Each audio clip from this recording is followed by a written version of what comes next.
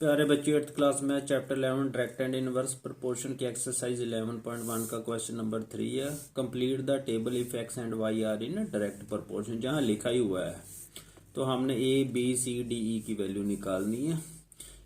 तो ये भी वैसे ही है, X and Y are in direct proportion because therefore इन रेशो को हम कंपेयर कर सकते हैं। 2/8 is equal to a/20 is equal to 8/b is equal to c/52 is equal to 15/d is equal to e/80। बस अब compare करिए जो इसके साथ 2/8 के साथ, पहले इन दोनों को कंपेयर कर लो, क्रॉस मल्टीप्लाई कर लो। ए बन गया a/8, जहाँ पहले लिख लेना आपने 2/8 इज इक्वल टू a/20। इन दोनों वैल्यू को उठाया ना आपने, तो फिर ये लिखना स्टेप आपने a/8 इक्वल टू 2 इंटू 20। तो 8 तो डिनोमिनेटर में चल जाएगा, आप काट लो, 2 चौके 8, 2 5 अभी, तो a इक्वल टू 5 आंसर आ गया। ऐसे ही दूसरी वैल्यू निकाल लेते हैं, या आपने नीचे भी कर सकते हो 2/8 8/b, तो इसे भी क्रॉस मल्टीप्लाई कर लो। 2 into B is equal to 8 into 8, 2 चौके 8 बनया, तो b की वैल्यू आ गई 32। 8 चौका 32, 32 बन गई ना। ऐसे 2/8 इज इक्वल टू c/52, तो अब फिर जहां भी क्रॉस मल्टीप्लाई कर लो, 8 into C is equal to 2 into 52, C आ गया। 8 को नीचे ले जाओ, 2 चौके 8, 4 13, सी इज इक्वल टू 13, ये आंसर आ गया। ऐसे डी की वैल्यू निकाल लेते। 2/8 is equal to 15/d, cross multiply करो, 2 into D is equal to 8 into 15, अब काटो, 2 चौके 8, 15 चौके 60, 60 आ गया डी। अब 2/8 इज इक्वल टू e/80, तो इसे भी क्रॉस मल्टीप्लाई कर लो। 8 into is equal to 2 into 80, 8 नीचे चल जाएगा डिनोमिनेटर में, 8 दाया 80, 10 दूना 20, ई की वैल्यू 20 आ गई। तो question number 4, a machine in a factory fills 680 bottles in 5 hours. How many bottles will it fill in 3 hours?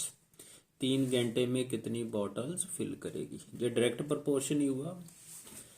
कैसे? ये 680 बॉटल्स 5 आवर्स में फिल करती है, तो 3 आवर्स में कम ही बॉटल्स फिल करेगी। Let the number of bottles will be filled in 3 hours कितनी होगी? एक्स ऐसे लिख लेना। फिर टेबल बना लेना, number of bottles time in hours. Number of bottle 680 है, टाइम 5 आवर्स है, तो नंबर ऑफ बॉटल निकालनी, उसे एक्स मान लिया हमने। तो टाइम कितना है? 3 आवर्स लिखा हुआ जहाँ। It is because it is direct proportion, तो 680/5 ऐसे लिखते हैं बटा करके जब डायरेक्ट हो, इक्वल टू x/3। अब इनको क्रॉस मल्टीप्लाई करते हैं, 5 इंटू एक्स, 680 इंटू 3, तो x की वैल्यू आ गई 680 इंटू 3/5। अब इसको काटो, 5 एकम 5, 5 3 15, 3 5 छिका 30, 3 छिके 18, 3 3 9 तक 10, 408। तो number of bottles will fill machine in 3 hours कितनी होगी? 408। तो आगे question number 5, picture of bacteria enlarged 60,000 times attains a length of 3 centimeter। Bacteria the picture ਹੈ ਜਿਹਨੂੰ enlarge ਕੀਤਾ ਗਿਆ 60,000 ਟਾਈਮ, ਤੇ ਉਹਦੀ ਲੈਂਥ ਵੱਧ ਗਈ 3 centimetre. What is the length of bacteria ਜੇਕਰ 10,000 ਟਾਈਮ ਉਹਨੂੰ ਵੱਡਾ ਕਰ ਦਿੱਤਾ ਜਾਵੇ? ਲੈਂਸ ਨਾਲ ਵੱਡਾ ਕਰ ਲਓ ਜਾਂ ਕਿਸੇ ਮਾਈਕਰੋਸਕੋਪ ਨਾਲ ਵੱਡਾ ਕਰ ਲਓ, ਤਾਂ ਲੈਂਥ ਕਿੰਨੀ ਵੱਧ? ਅਗਰ 10,000 ਟਾਈਮ ਉਹਨੂੰ ਵੱਡਾ ਕੀਤਾ ਜਾਵੇ ਨਾ, ਤਾਂ ਕਿੰਨੀ ਲੈਂਥ ਵਧੇਗੀ? तो ये भी डायरेक्ट प्रोपोर्शन ही बढ़े। तो अगर 10,000 टाइम बड़ा किया तो फिर कम होगी, जहाँ 60,000 तो 3 सी, 10,000 है तो कम ही होगी, तो ये होगी डायरेक्ट प्रोपोर्शन।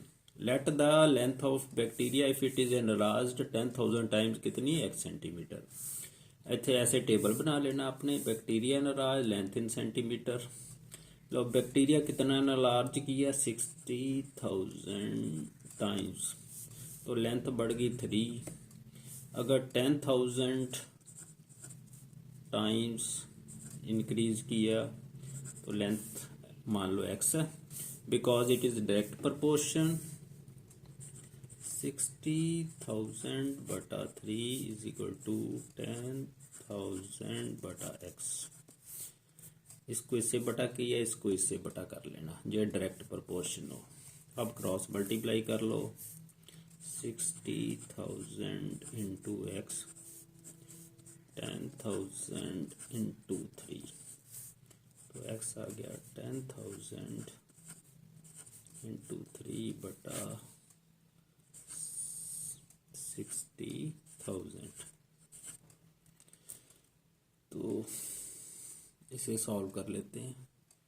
अब ये 4 शून्य तो इसके साथ काट दो, 3 एकम 3, 3 दूनी 6, 1/2। इसको डेसिमल में कन्वर्ट करोगे तो 0.5 सेंटीमीटर आ गया। जहाँ लिख दो answer. So the length of bacteria if it is enlarge 10,000 times equal to 0.5 centimetre.